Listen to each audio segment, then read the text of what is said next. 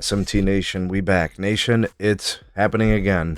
Another city pushing back against telco as they try to upgrade their networks and make stuff better for consumers. Let me tell you guys all about this one.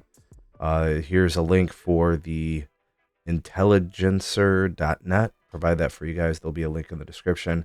Ways to support us can be found there as well. Please do like and share this video. Subscribe if you're new here.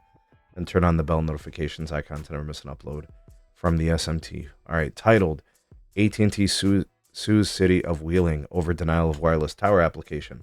All right, guys, so basically what AT&T is doing is they're taking action because the city is fighting back against the construction of a new cell site. The cell site is specifically targeting a dead zone, an area where the coverage is non-existent or so weak it actually impacts the ability of customers to connect.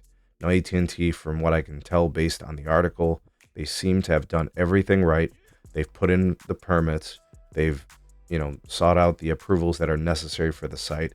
And the city has denied it in a 5-2 ruling, but they were unable to produce a legitimate reason for the denial.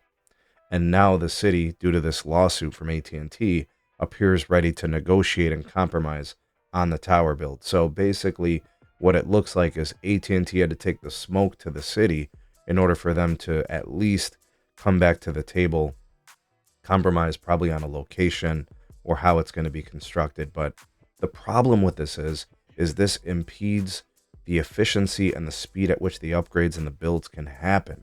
It basically sets, AT&T back. The tower that was proposed was supposed to be on a pre-existing infrastructure-based pole of some sort, 85 feet tall. That's nothing crazy. I mean, that's actually a pretty short cell site. Typically, sites within suburbia are anywhere between 100 and 150 feet, from what I could tell, right? So it's not even that tall of a site.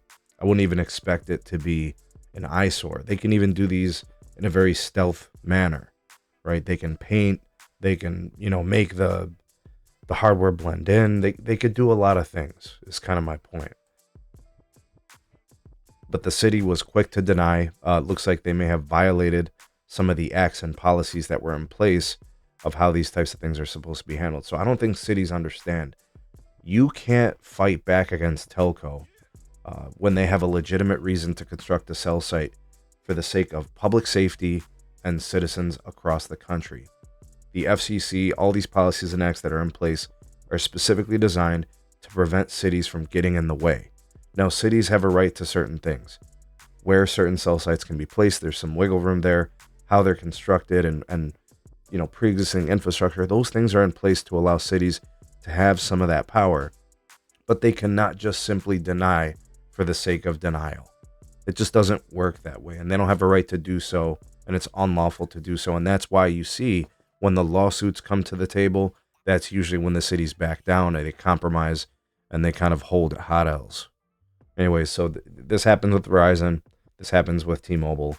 It happens with AT&T. It's just something that they deal with, the NIMBYs, all the bullshit that comes with building tower sites. And it sucks because all the network operators want to do is just build better networks. And then you got people getting in the way, Anyways, tell me what you guys think about all this. Sound off in the comment section below. How familiar you are with these types of things. Aggravated by it. Wish it would stop. It's just annoying. Sound off in the comment section below, y'all. The voice of the people, the SMT Nation. Let your voice be heard.